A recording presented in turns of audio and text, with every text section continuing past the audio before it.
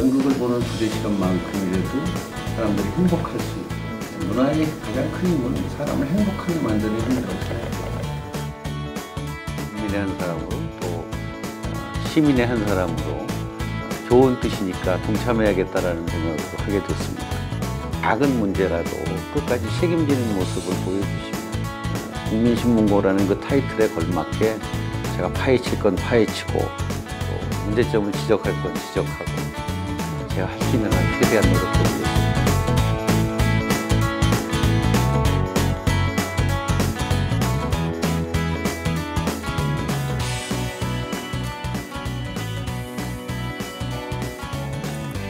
안녕하세요. YTN 국민신문고 1일 MC를 맡게 된 배우 송승환입니다. 저는 평생을 연극, 드라마, 뮤지컬 이런 일을 해왔습니다. 예술과 문화의 가장 큰 힘은 바로 사람을 행복하게 만드는 것이라고 생각하는데요. 언론도 마찬가지 아닐까 싶습니다. 작은 문제라도 끝까지 책임지려고 노력할 때 비로소 국민들의 행복이 시작될 거라고 믿습니다.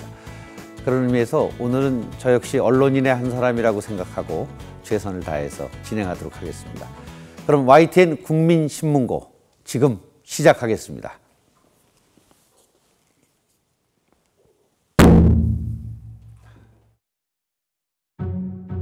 또 LSD 사망자가 2명 수출하고 있습니다. 인간 광업병에 걸려 인간에게도 전염될 수 있다는 AI 의심 우리들이 병원성 AI는 사람도 능력이 떨어지기 쉬운 이런 분에 노출이 되게 되면 폐혈증으로 인해서 사망까지 이르를 수 있습니다.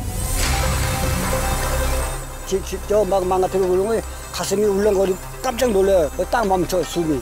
돼지가 따발바르는데 뭐가 남아? 정부에서 돈을 줘? 세금이 나가다 가지 말라.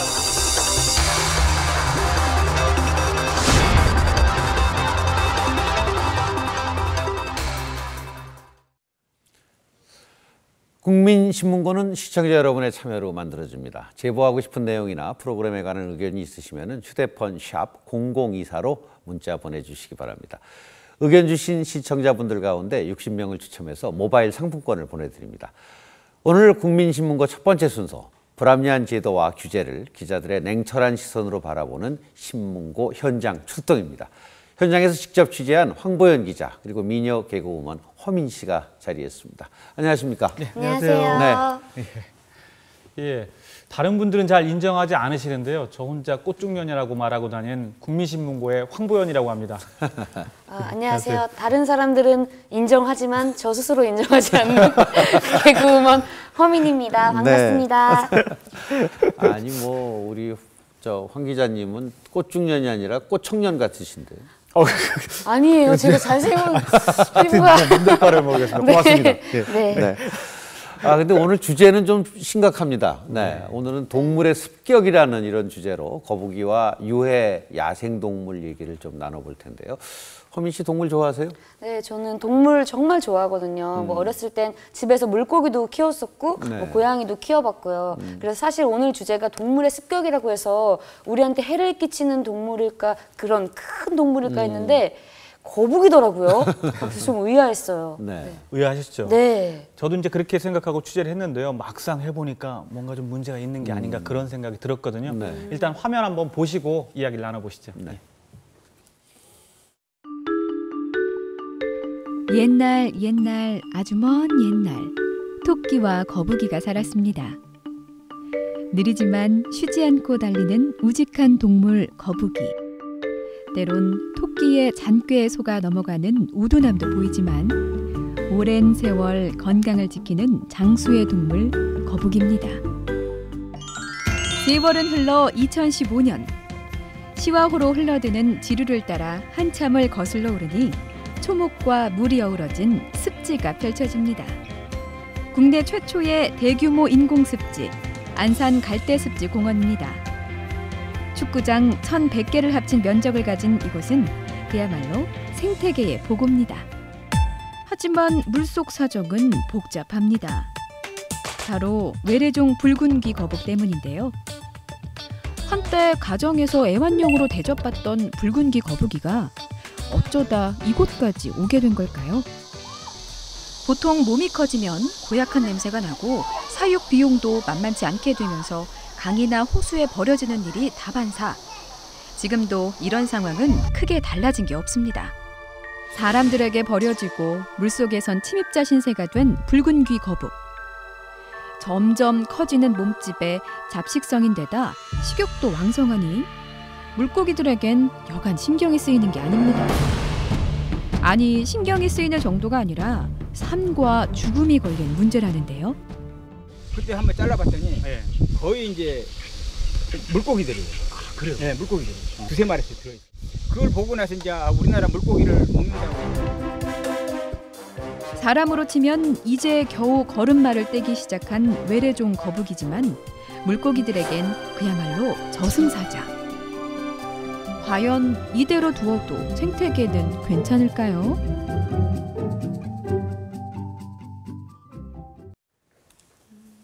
네, 화면 잘 봤습니다.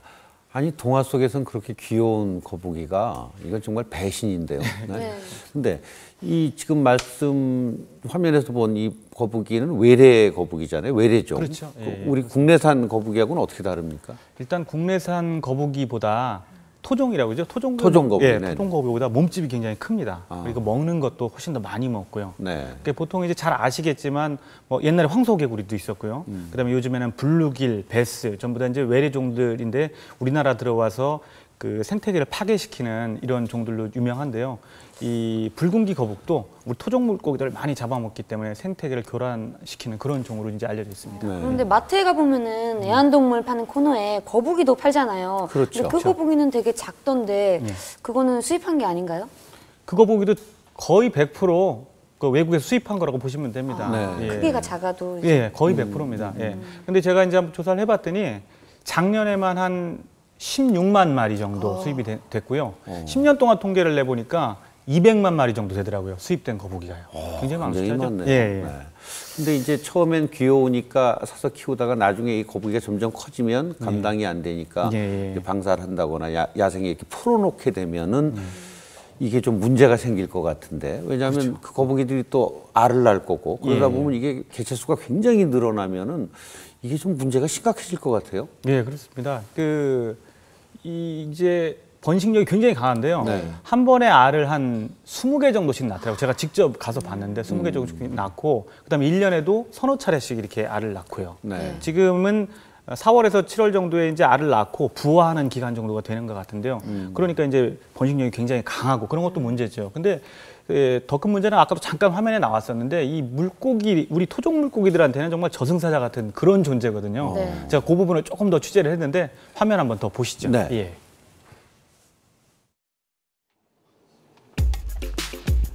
제작진은 붉은귀 거북과 생태 습성이 비슷한 미국산 쿠터 거북을 시중에서 구입해 열대어와 함께 수족관에 넣어봤습니다. 물고기와 첫 대면을 한 쿠터 거북. 과연 어떤 반응을 보일까요? 낯선 이웃에 잠시 호기심을 보이는가 싶더니 갑자기 돌변합니다. 살며시 뒤로 다가가 잽싸게 지느러미를 공격하고 혼비백산한 물고기는 주랭랑을 칩니다. 물고기들 먹잇감으로 삼은 겁니다. 공격은 더욱 집요해집니다. 쫓고 쫓기는 필사의 추격전이 펼쳐진 지 3시간. 지칠 대로 지친 물고기의 빈틈을 노려 결정타를 날립니다. 이제 남은 건 악귀같이 달려드는 녀석들의 처절한 공격뿐입니다. 결국 거북의 먹잇감이 되어버린 물고기. 토종 물고기의 씨를 말리고 있지만 제어할 천적이 따로 없는 수입 거북. 그래서 사람이 직접 퇴치에 나서야 한다는 목소리가 높습니다. 10년 넘게 환경지킴이로 활동해온 최종인 씨가 그중 한 사람입니다.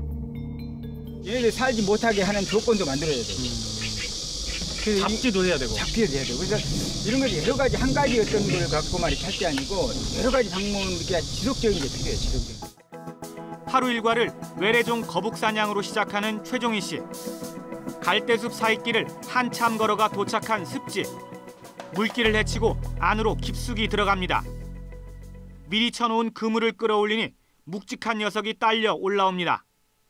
언뜻 봐도 십수년은 자란 것으로 보이는 거북이 걸려들었습니다. 어른 주먹만한 녀석도 함께 잡혔는데요. 귀 부근에 붉은 무늬가 선명한 걸 보아 붉은기 거북입니다. 번거롭고 힘든 거북 퇴치 작업이지만 최종인 씨는 3년 전 스스로 이 일을 선택했습니다. 토종 물고기의 씨를 말리는 붉은기 거북을 없애는 길은 사람이 직접 잡는 것 말고는 방법이 없다고 판단했기 때문입니다. 나름 성과도 있었습니다. 외래종 거북을 처음으로 잡기 시작한 2013년도에는 이후 작업이 계속되면서 해마다 포획되는 개체 수는 크게 줄고 있습니다. 최 씨의 노력은 여기서 멈추지 않았습니다. 물속에서 잡는 건 한계가 있다고 보고 습지 주변에 있는 거북 알을 찾아 나선 겁니다. 햇빛이 좀 들어야 되고 또 습도가 너무 많아도 안 되고 또 습도가 전혀 없어도 안 되고 그 지역의 단단한 층을 선택을 하고 사람이 이렇게 자주 많이 인접하지 않는 곳을 선택을 해서 동지를 듭니다. 이런 식으로 최 씨가 찾아 없앤 거북알은 3년 동안 1000개에 육박합니다. 그물로 잡는 것보다 훨씬 효과적인 퇴치 방법인 셈입니다. 하지만 최 씨의 노력은 전국에 퍼진 붉은기 거북의 수를 감안하면 세 발의 피입니다. 정부는 지난 2001년 붉은기 거북을 생태계 교란종으로 지정해 수입을 금지시키고 한때 포획 작업에도 나섰습니다. 하지만 여론의 관심이 멀어지면서 정부도 붉은기 거북 퇴치 작업에서 사실상 손을 놓은 상태인데요. 제대로 된 개체수 조사조차 안 돼 있습니다. 저희가 생태계 교란 생물에 대해서 퇴치 작업을 하고 있는데요. 예산을 좀 더 효과적으로 쓰기 위해서 대상종을 정해서 지금 사업을 하고 있습니다. 물지와 같은 거 이런 것. 또 다른 문제도 있습니다. 붉은기 거북 속 거북종들이 수입이 금지되어 있는 상황에서 대체제로 쿠터 거북 종류들이 수입이 되고 있는데요. 그 거북 같은 경우에 붉은기 거북과 서식 생태가 거의 흡사하고 조금 더 크게 자라고 번식할 때 알 같은 것도 더 많이 났기 때문에 그런 부분에서 자연 생태 유입됐을 때 피해가 더 클 수 있을 것이라고 생각합니다. 붉은기 거북이라는 이름의 외래종만 수입을 금지하고 있고 생태 습성도 유사하고 위험 또한 여전한 다른 외래종 거북은 아무 문제 없이 수입돼 유통되고 있는 겁니다. 이렇게 수입된 거북의 상당수는 강과 호수로 유입될 수밖에 없는 구조입니다. 유기를 한다거나 강이나 호수 아니면 천에다가 보낸다거나. 당장 눈에 보이는 피해가 없다고 해서 모두가 손을 놓고 있는 사이 소리 소문 없이 흘러든 외래종 거북은 우리나라 물속 생태계를 교란시키고 있습니다.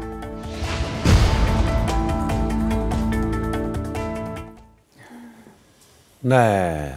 아니 정말 깜짝 놀랄 일이네. 거북이가 우린 느리다는 생각만 하고 있는데 물고기 잡아먹을 때 저렇게 날쌘 수가 없네요. 그러게요. 아까 물고기 잡아먹을 때 많이 놀랐던데 허민 씨. 네, 저는 그 전래동화 같은 거 토끼와 거북이에서 거북이가 굉장히 착하잖아요.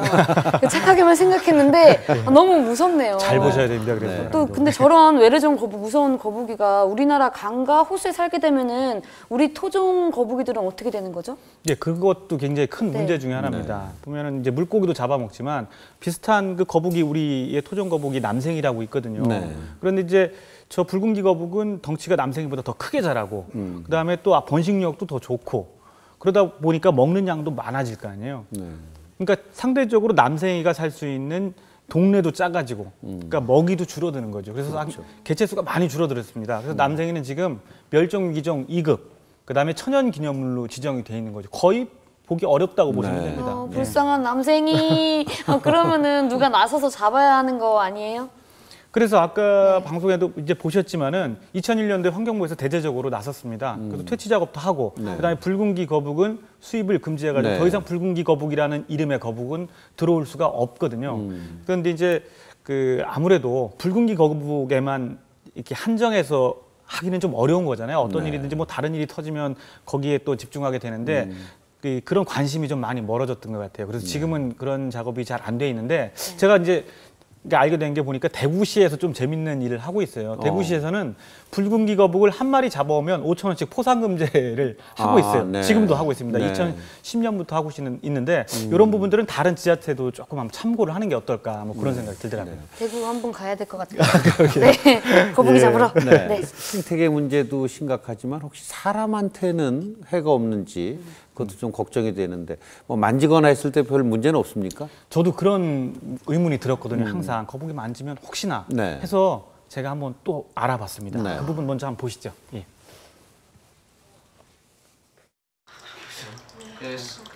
결혼 3년 차인 최재혁 씨 부부에겐 아주 특별한 가족이 있습니다. 몰래 밤에 이제 한 마리씩 데려오는 집에 한 마리씩 늘어가다 이렇게 됐어요. 동물을 떠나서 이제 그냥 함께하는 가족 같은 거죠. 최재혁 씨가 말하는 가족은 바로 거북인데요. 배가 고프진 않을까 틈틈이 먹이를 챙겨주는 것은 물론 물도 깨끗이 갈아줍니다. 최재혁 씨 부부처럼 수입 거북을 애완용으로 키우는 사람들이 부쩍 많아졌는데요. 키우기가 비교적 쉽고 쑥쑥 자라는 모습을 지켜보는 재미도 있어서 특히 아이들에게 인기입니다. 그래서일까요?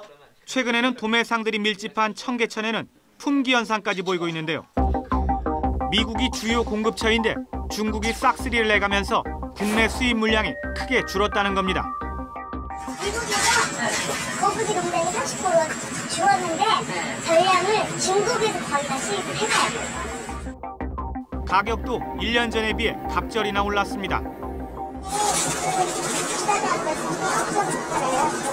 없어서 네, 한참 없어 가격이 인상돼서 들어왔어요. 하지만 이런 외래종 거북이 사람에게 병을 옮길 수도 있다는 사실 여러분은 알고 계십니까? 한국소비자원이 조사한 자료에 따르면 시장과 마트, 인터넷 쇼핑몰에서 판매되는 수입 거북의 13%에서 서울대공원의 거북과 뱀 등 파충류를 대상으로 한 조사에서는 30%에서 살모넬라균이 나왔습니다. 다른 동물에 비해서 파충류에 살모넬라균이 많이 검출되는 것은 사실입니다. 파충류의 특성상 살모넬라균이 살기 좋은 환경이 아닌가 이렇게 생각이 됩니다. 살모넬라균은 거북의 피부에 서식하는 것으로 알려져 있는데요. 사람에게 감염됐을 경우 설사나 발열, 구토, 어지럼증 등의 증상이 나타나고 특히 영유아와 임산부에게는 치명적이라고 합니다. 성인과 같은 경우는 살모넬라균에 노출이 된다고 하더라도 문제가 되지 않지만 영유아처럼 면역력이 떨어지기 쉬운 이런 균에 노출이 되게 되면 식중독이 나타날 수 있고요. 또한 이런 식중독이 더 전신 감염증으로 이어지게 될 경우는 폐혈증으로 인해서 사망까지 이르를 수 있습니다. 실제로 지난 2007년과 8년 사이 미국에서 애완용 거북을 통해 살모넬라균에 감염된 환자는 100명 이상. 이 가운데 유아가 숨지는 사례도 보고된 바 있습니다. 또 지난 2011년 5월부터 2년여 동안 미국 43개 주에서 470여 명의 살모넬라균 감염 환자가 발생했고 이 중 69%가 발병 전 거북을 만진 것으로 조사됐습니다. 이후 미국은 10cm 이하 거북의 판매를 금지했는데요.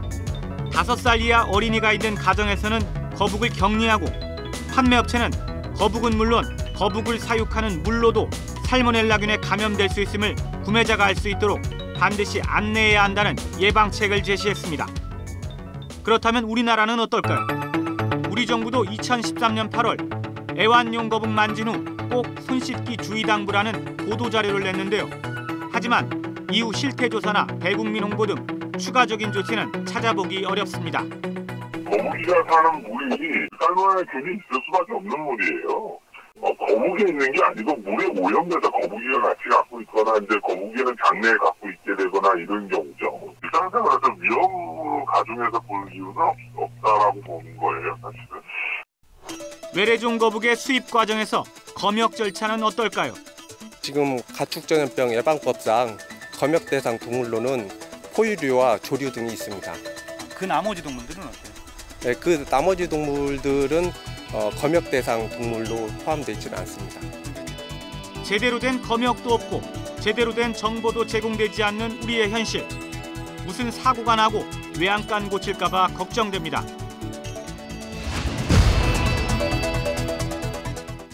네. 이게 뭐 굉장히 위험하네요. 특히 이제 어린아이들이 있는 경우 집에서 거북이 키우는 걸 다시 생각해 보셔야 될 것 같은데 미국에서는 사망한 사례까지 있었다고 하는데 우리나라의 경우는 이거 아직까지 이렇게 큰 문제가 된 적은 없었던 모양이죠? 큰 문제가 된 적은 없었는데요. 사실 2012년도에 그 남자아이가 2살짜리 남자아이가 아마 거북이를 입에 넣었던 것 같아요. 입에 넣었다가 아까 말씀드렸던 살모넬라 균에 의한 증상을 보여서 네. 이게 혹시 의심되는 게 아닌가. 근데 끝까지 밝혀지진 않았고요. 이듬해 2013년도에서는 제주도에서 또 비슷한 아이가 이게 거북의 살모넬라 균으로 인한 그 어떤 감염 증세 같다 이런 게 있긴 있었습니다. 근데 그때는 가족들이 그 더 이상 조사하는 거에 대해서 반대를 해가지고 끝까지 조사를 못했거든요. 그러니까 지금까지 다 의심 사례로만 이렇게 남아 있습니다. 아니 의심 사례가 그렇게 없었던 것도 아닌데 검역 대상에 포함되지 않는 건 좀 이해가 안 되는데요. 그럼 별 문제가 없어서 그런 검역을 안 하는 건가요? 글쎄요, 문제가 없다고 말하기는 정말 어려울 것 같다는 생각이 드는 게요. 그러니까 아까 이제 미국 사례를 보셨지만. 그러니까 우리랑 조금 생각이 달랐던 것 같아요. 미국에서는 이 식중독 비슷한 증상이 나타나면 식중독만 생각하는 게 아니라 이제 혹시 거북에서 살모넬라 균 때문에 이런 일이 벌어지지 않았는가 이런 걸 생각을 하죠. 그러면 식중독 증세를 보이면 혹시 거북 만졌느냐, 집에 키우느냐 이런 걸 물어보는 겁니다. 그런데 이제 우리나라에서는 식중독 증세, 살모넬라 균에 의한 식중독 증세를 일으키면 밥 뭐 드셨냐? 그렇죠. 이런 걸 물어보는 거예요. 그러니까 그 사람이 그런 증세를 보여도 이게 과연 거북에 의한 건지 아니면 음식에 의한 건지 모르는 거죠. 모르는 상황. 글쎄요, 그동안 우리가 너무 좀 안일하지 않았나 이런 생각이 드는데 시청자 여러분은 어떻게 생각하고 계실까요? 의견을 좀 들어보겠습니다. 시청자 센터에 안보라 앵커 나와주시죠. 네, 국민신문고 시청자센터 안보라입니다. 현재 샵 0024로 시청자 여러분의 의견 받고 있습니다. 저희 화면 아래로도 시청자 여러분의 문자가 나가고 있는데요. 보내주신 의견들 중에서 몇 개만 좀 골라서 살펴보겠습니다. 자, 보여주시죠. 네, 끝번호 2014번님입니다. 더 넓은 곳으로 보내준다는 핑계로 방생하는 사람들이 문제인 것 같다. 따끔한 지적이 이어졌고요. 끝번호 1013님, 왜 붉은 귀 거북만 수입이 금지되냐. 옐로벨리, 리버쿠터 같은 거북도 물고기 먹는다. 이렇게 또 다른 외래종을 지적해 주신 시청자분도 계셨습니다. 또 다른 문자도 보겠습니다. 끝번호 0403님, 외래 거북 퇴치단을 만들자. 점점 더 늘어날 걸 생각하니까 끔찍하다. 이런 의견 주셨고요. 6317님, 키울 수 없으면 처음부터 사지 말아라 일침도 있었고 외래 거북은 수입을 금지시켜야 되는 게 아니냐 강력한 대책도 주문하셨습니다. 여러분의 소중한 의견 고맙습니다. 여러분은 지금 생방송으로 진행되는 국민신문고와 함께하고 계십니다. 문자 의견 계속해서 샵 0024 100원의 유료 문자로 받고 있습니다. 국민신문고는 현재 수입되고 있는 외래종 거북 문제와 관련해서 국민들의 생각을 미리 들어봤습니다. 제가 가상 스튜디오에서 국민 500인의 의견 전해드릴게요. 잠깐만요.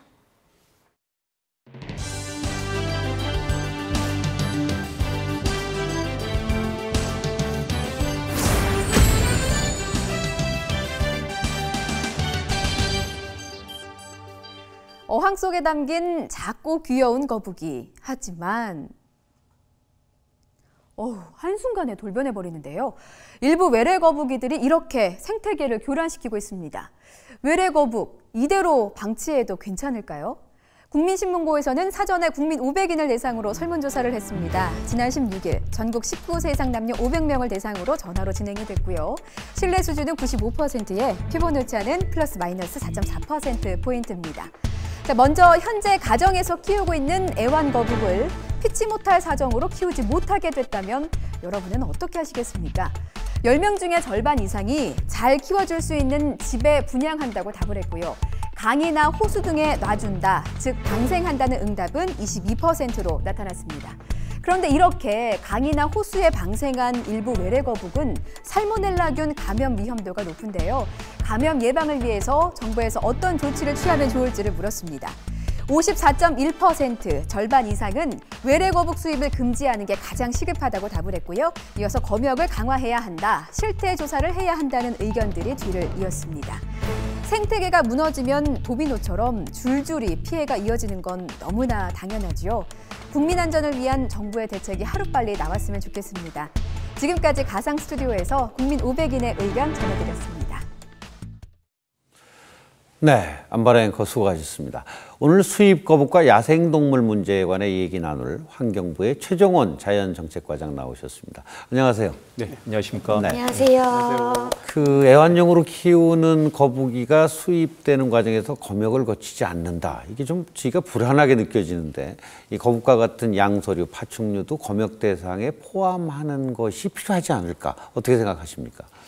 예, 지금 야생동물 검역은 농식품부 소속기관인 농림축산검역본부에서 검역을 하고 있는데요. 네.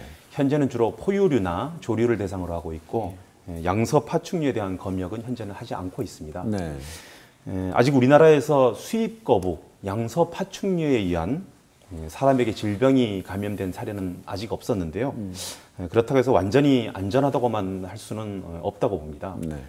그래서 환경부에서는 앞으로 이 양서 파충류의 검역에 대해서 전문가분들의 의견을 들여서 검역의 필요성이라든가 검역 방법 등을 검토해 나갈 계획입니다. 네. 예, 과장님, 아까 이제 화면에도 나왔지만 지금 뭐 문자도 많이 오네요. 우리 집에 저런 거북 많이 키우는데 네. 어떻게 하느냐, 이게 네. 괜찮은 거냐, 그리고 붉은기 거북과 뭐 거의 비슷하다는 거 아닙니까, 사실 생태가. 네. 이 문제는 좀 어떻게 풀어 나가야 되나요? 저희가 안 그래도 붉은기 거북에 대해서는 아까도 나왔습니다만 2001년도에 생태계에 미치는 영향이 크다고 봐서 생태계 교란종으로 지정을 해서 수입도 금지시키고 자연의 방사도 금지를 하고 있습니다. 붉은기 거북 이외에 대해서도 다양한 거북들이 좀 많이 수입이 되고 있는데요. 그런 종들에 대해서도 생태계 위해성을 조사해서 필요하면은 생태계 교란종으로 추가 지정하도록 하고 최근에 저희가 새로 도입한 제도는 생태계 교란종은 사후적인 조치라면은 수입 단계에서부터 위해성을 조사해서 위해 우려종으로 지정하는 제도를 최근에 저희가 새로 도입을 했습니다. 네. 이런 사전 예방적인 제도도 같이 좀 병행하도록 해나가도록 하고요. 특히 좀 시청자분들께서는 애완용으로 키우는 양서 파충류에 대해서는 자연에다 이렇게 방사하는 행위는 좀 자제해 주시기를 부탁드리겠습니다. 네, 절대 그냥 방생하면 안 돼요. 네, 절대 안 돼요. 어린아이들 손에 닿지 않게끔 조심하시면 어른들은 손 잘 씻으셔야 되겠고. 네. 어쨌든 환경부에서 많은 일을 하고 계시지만 이런 부분까지도 신경을 써주시기를 부탁을 드리겠습니다. 네. 자, 그럼 두 번째 이야기, 유해 야생동물에 관해 얘기를 나눠보겠습니다. 화면으로 여러분 먼저 만나보시죠.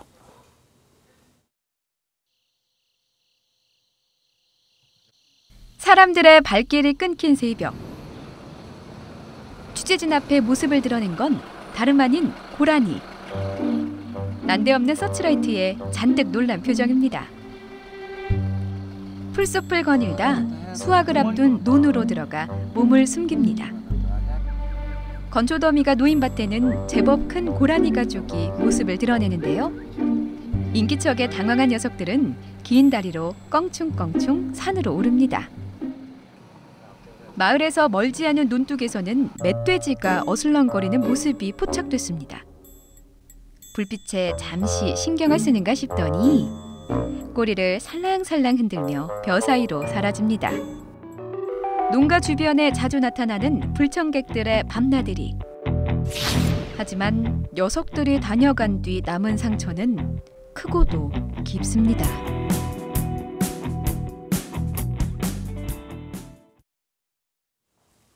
네, 멧돼지나 고라니가 농가에 피해를 준다는 뉴스는 뭐 사실 종종 접하긴 했는데 아주 쉽게 만날 수 있는 모양입니다. 예, 생각보다 많았어요. 네. 제가 이제 경기 북부 지역을 돌아다녔는데요. 이제 카메라로 잡기는 굉장히 어려웠지만 뭐 30분에 하나 정도씩은 고라니는 특히 많았고요. 네. 근데 다만 이제 이 동물들을 밤에 저희가 추적을 하다 보니까 불빛을 비추잖아요. 불빛을 비추면 다 도망가죠. 그래서 화면에 담긴 건 저 정도였지만 실제로는 또 많았습니다. 저희가 저 정도 화면 담는데 8시간 걸렸습니다. 새벽까지. 정말 고생 많으셨습니다. 지금 어깨를. 고맙습니다.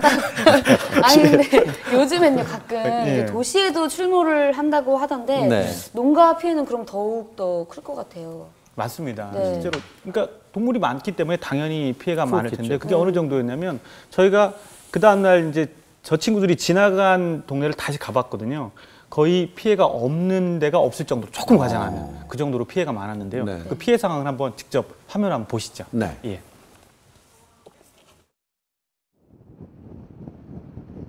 지난 8일 취재진은 경기도 파주시에 위치한 한 농가를 찾았습니다.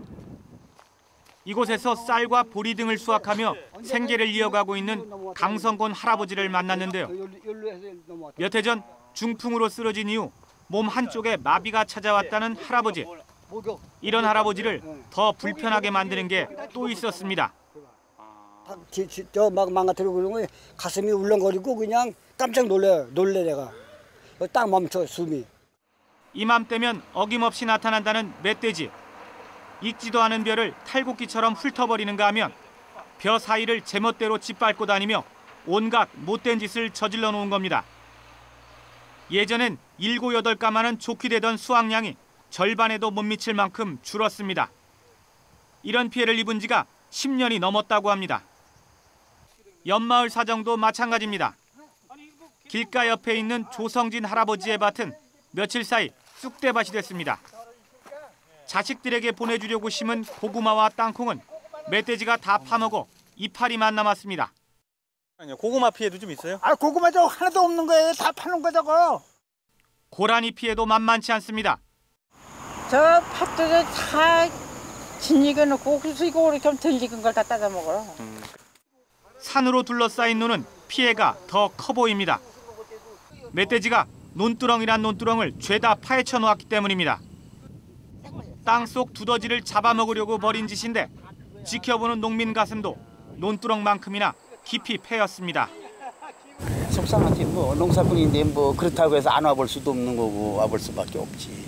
기가 막힌 일이지. 그렇다고 이거 버릴 수도 없는 거고. 그렇잖아요. 이게 이 농사꾼이 이 농사꾼 기본이 농사 짓는 게 기본 아니에요. 괜찮아요. 속만 상하죠. 뭐 솔직히 되겠습니다. 이게.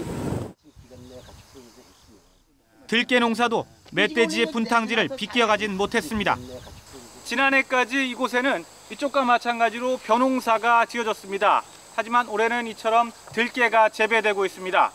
멧돼지들이 들깨향을 싫어한다는 속설을 믿고 농민들이 고육책을 낸 것인데 결국 이마저 허사로 돌아갔습니다. 농작물 피해뿐만이 아닙니다. 마을로 내려온 멧돼지가 농가 유리창을 깨며 난동을 부린 겁니다. 여기서 와갖고 차가 아마 여기서 왔나 봐. 그러니까 당황하니까 일로 뛰어갖고 이 유리창을 다 부순 거예요, 여기를. 야생동물 피해를 입은 농민들은 원칙적으로 보상을 받을 수 있습니다. 피해가 확인되면 보상해주게 돼 있는데요. 하지만 현장 목소리는 전혀 다릅니다. 보상 받을 수 있지 않나요? 그건 잘 모르고 있어요. 한 번도 보상 받으신 적이 없어요? 네, 없어요. 뭐 10원 한 장 받아본 적이 없어요. 누가 보상해줘요? 신청해서 이렇게 피해받다. 에이, 뭘 해줘야 해주기는. 따발바르는데 뭐가 남아? 정부에서 돈을 줘? 돈? 아니, 세금이 나가다 가지 말라고 그래. 세금 다 내. 과연 뭐가 잘못된 걸까요? 네, 농민들이 뭐 마음이 보통 아프신 게 아니겠어요. 속도 상하시겠고, 벼도 그렇지만 뭐 고구마밭, 깨밭까지 피해가 이만저만이 아닌데 이 피해 액수도 상당할 것 같습니다, 최 과장님. 예, 저희가 그 집계해 보니까 최근 5년간 집계된 피해액을 보면은 매년 연간 한 100억 이상 정도 농작물 피해가 발생되는 걸로 집계되고 있습니다. 특히 이제 멧돼지가 굉장히 심각한 피해를 주는 것 같은데 이게 잡으면 되지 않습니까? 잘 못 잡나요?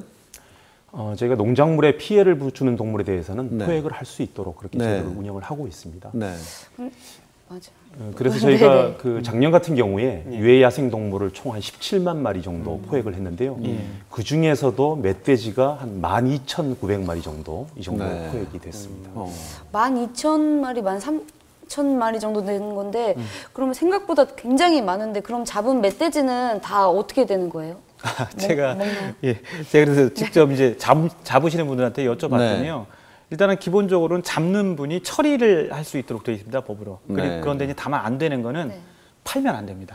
이게 상업적으로 팔면 안 되고 그분들이 그래서 보통은 이제 잡으신 분들끼리 드시기도 하고 그다음에 아까 보셨지만 멧돼지 때문에 굉장히 피해 보신 농민들 있잖아요. 그런 분들한테 일부 멧돼지 고기도 갖다 드리고 그다음에 보육원이라든가 양로원에도 보내고 그리고 이제 특히 빠지지 않는 게 멧돼지를 통해서 어떤 병이라든가 이런 게 전파될 수 있는지 그다음에 멧돼지의 서식은 어떤지 이런 걸 연구하시는 분이 서울대 수의대에 계신데 그분한테 샘플을 채취해서 보내기도 한답니다.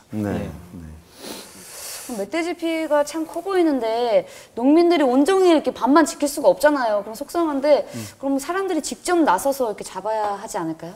그래서 이제 그 멧돼지를 아까 과장님도 말씀하셨지만 잡게 돼 있는데요. 또 현실에서는 또 여러 가지 문제들이 생기고 있더라고요. 그런 상황 한번 보시죠. 밤마다 논밭을 찾는 불청객을 잡으러 엽사들이 출동했습니다. 야행성인 멧돼지와 고라니가 주요 목표물. 캄캄한 산길을 따라 사냥개가 먼저 출발합니다. 엽사가 조심스럽게 뒤를 따르고 취재진도 시간차를 두고 접근합니다. 잡히진 않아요. 바로 붙어요. 개하고 싸워요. 지금 개들이 찾으러 간 거예요. 얼마나 흘렀을까? 총소리와 함께 멧돼지가 순식간에 산속으로 사라집니다. 엽사들의 말에 의하면 멧돼지 포획 성공률은 10% 남짓. 10번 마주치면 겨우 한두 번 성공할 정도로 포획이 쉽지 않다고 하는데요. 혹시 조금 더 깊숙한 곳에선 더 쉽게 잡을 수 있지 않을까? 차를 타고 시군 경계를 넘어 산길로 접어들었습니다. 먹이를 찾아 밭으로 내려오거나 논으로 몸을 숨기는 고라니가 눈에 띕니다. 심각한 농작물 피해를 입히는 멧돼지도 보입니다. 수렵 허가가 나지 않은 지역이기 때문에 농작물 피해 주범들을 눈앞에 두고도 전혀 손쓸 수 없는 겁니다. 야생동물로 인한 농작물 피해는 별로 다를 게 없는데 어느 곳에선 잡을 수 있고 어느 곳에선 눈 뜨고 당해야 하는 이해 안 되는 상황. 왜 이런 일이 벌어지고 있는 걸까? 50대 남성이 엽총으로 전성에서 또다시 엽총을 이용한 살인사건이 발생했습니다. 연이어 발생한 총기 사고에 경찰이 총기 관리를 강화한 겁니다. 엽사 휴대전화에 위치 앱을 설치하거나 엽총에 아예 GPS를 부착하는 방안, 하루에 반출할 수 있는 총기를 20정으로 제한하는 방안 등 각양각색의 안전대책이 쏟아져 나왔습니다. 일부는 폐기되고 또 일부는 추진 중이지만 이런 대책들이 현실에선 엉뚱한 문제도 일으키고 있습니다. 아, 까다로웠지. 그래요? 내 라이센스 가지고 내 신분만 확인하면 되는데 이거는 뭐 가족까지 확인하고 또 이게 둘이 보증을 서야 되니까. 엽사의 신분증을 확인한 경찰이 어디론가 전화를 겁니다. 네, 그 바깥분이 이종두 씨 맞으시죠? 오늘 그 유해조소 구제하러 나온 거 맞으세요? 네, 이거 좀 확인 전화 드렸습니다. 부부싸움이라도 했다면 혹시 사고가 날지 모르니 확인하고 총을 내준다는 겁니다. 그리고 가정 불화나 가정 불화 그런 것 때문에 총기 사고 났으니까. 이 때문에 엽사들은 파출소에 들어가기 전 부인한테 미리 언지를 해뒀다는 우스갯소리도 합니다. 총 찾을 때 저기 형수한테 전화 안 해요? 전화 다 해놨어. 놀랄까 봐. 아니 그러니까 파출소에서 전화할 거 아니야. 그렇지.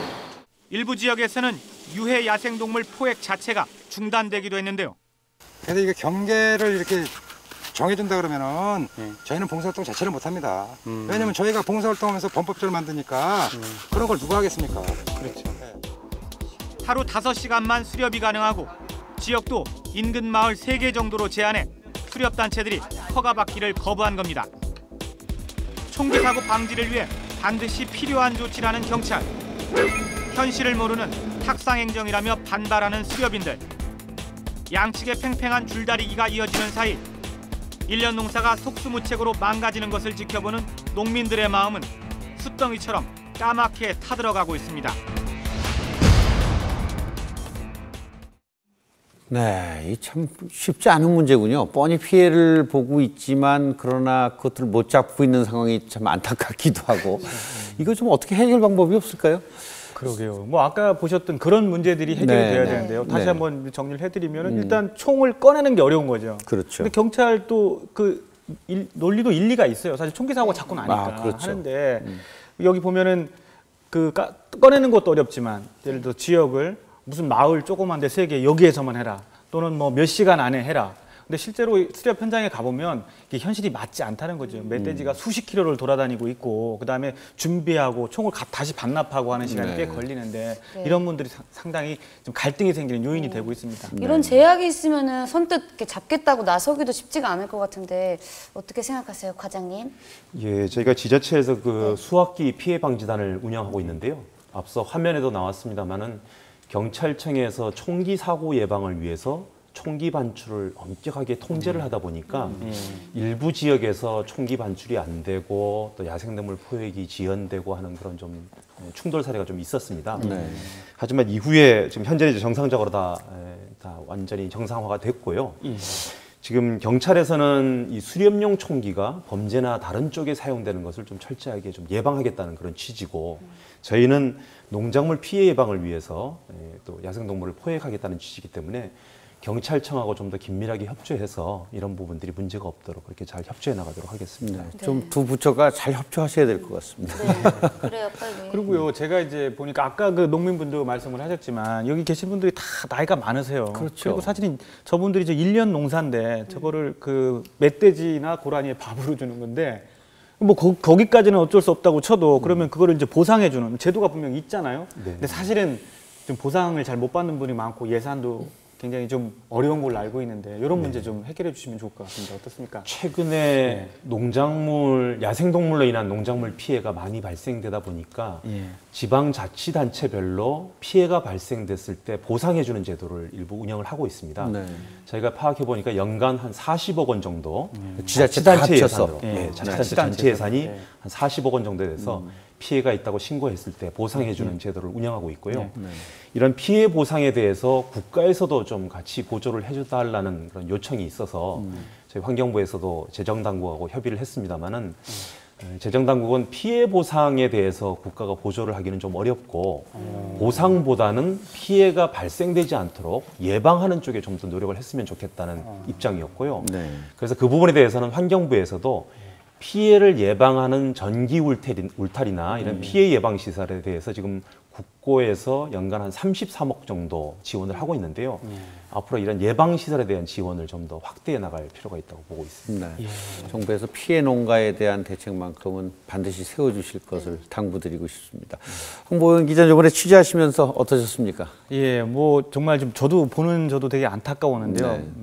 이제 더 안타까웠던 건 뭐냐면 우리 저 과장님처럼 굉장히 일 많이 하시고 중요한 일 하시는 분들이 일부 분들이 현장을 잘 모르신다는 그런 느낌이 좀 들기도 했습니다. 왜냐하면 물론 제가 보니까 이 담당하시는 공무원 1명, 2명밖에 없어요, 사실 이런 피해 예방. 근데 당연히 이제 알기 어렵다는 사실은 알겠지만 그럼에도 불구하고 농민들의 어떤 사정을 조금 더 알려고 노력하고 하는 그런 노력들을 좀 더 해주셨으면 좋겠다. 그래서 또 거기에 맞는 대책을 또 만들어 주셨으면 좋겠다라는 생각이 개인적으로 좀 들었습니다. 예. 알겠습니다.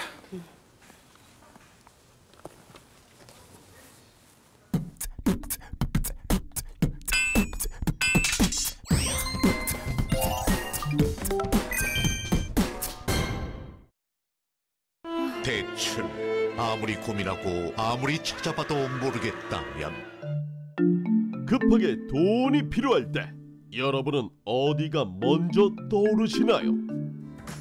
근로복지공단에서는 저소득 근로자를 돕기 위해 생활 안정자금 제도를 운영하고 있는데요. 다양한 지원 항목 중에서도 가장 중요한 의료비. 지금까지는 근로자가 먼저 의료비를 내고 공단에 영수증을 제출해야 했는데요. 수술 등으로 급하게 목돈이 필요할 때 부담을 덜어주지 못한다는 지적이 있었습니다. 그래서 바뀌었습니다. 고용노동부에서 의료비 납부 전에도 의료비를 지원할 수 있도록 제도를 개선한 건데요. 이제는 중간 계산서나 청구서만 있어도 의료비를 신청할 수 있다는 사실 꼭 알아두세요.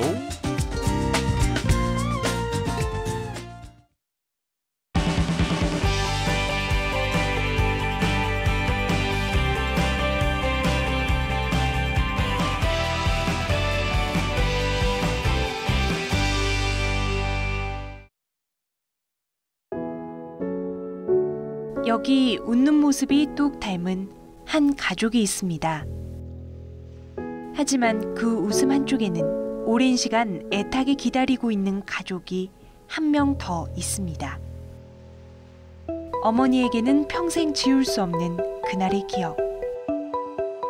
이웃집에 지금 거기는 몽타주로 박순이라고는 나와 있지만은 그 여자가 우리 아이를 바깥에서 데리고 놀더라고요. 그러니까 얘를 데리고 가서 완구를 좀 고르라고 하면 어떠냐, 장난감을.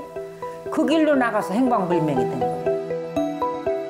아들을 잃은 어머니는 오늘도 46년 전 그날을 살고 있습니다. 저녁 때만 되면은 엄마 그러고 들어오는 것 같아요. 문을 열고. 미쳐요. 그거는 안 겪어본 사람은 말도 할 수가 없고. 눈물도 말라버릴 만큼 긴 세월이 흘렀습니다. 하지만 단 하루도 아들을 잊어본 적은 없습니다.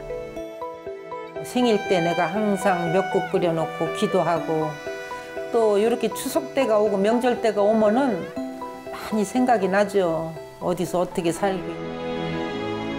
아들을 만나는 날까지 어머니의 기다림은 계속될 겁니다. 너희 한번 보고 죽는 게 원이다, 소원이다. 너도 자식을 낳으면 부모만 알 거야. 그러니까 연락 한번 해다오. 부탁한다. 잃어버린 아들을 찾습니다. 1969년 9월 22일 서울시 동작구 흑석동에서 실종된 최원섭 씨를 알고 계신 분들의 연락을 기다립니다.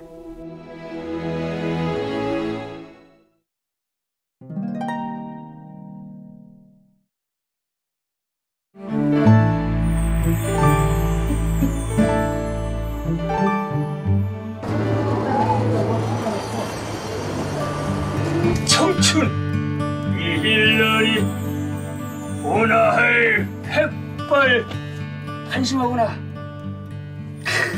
꿈이로다. 꿈이라니까요. 일정춘몽.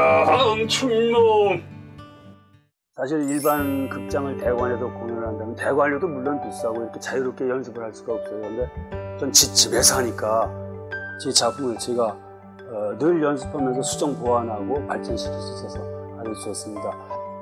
이 영국인 복지재단에서 이렇게 도와주셔가지고 박정순 한편 극장이 날로 발전하고 있습니다.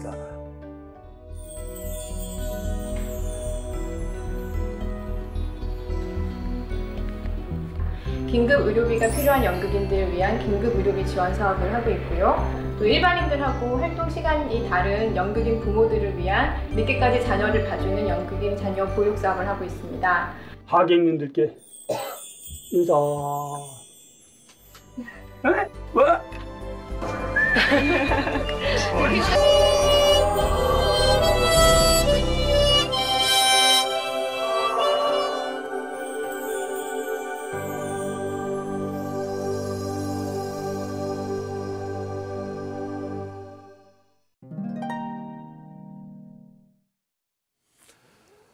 오랜만에 시사 프로그램 진행을 하면서 감회가 새로웠습니다.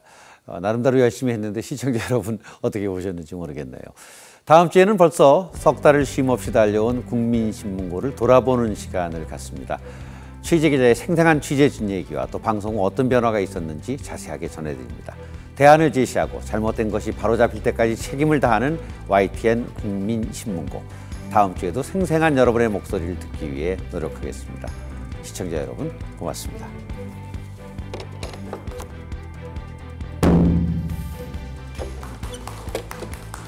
수고하셨습니다. 아유, 이거 주세요.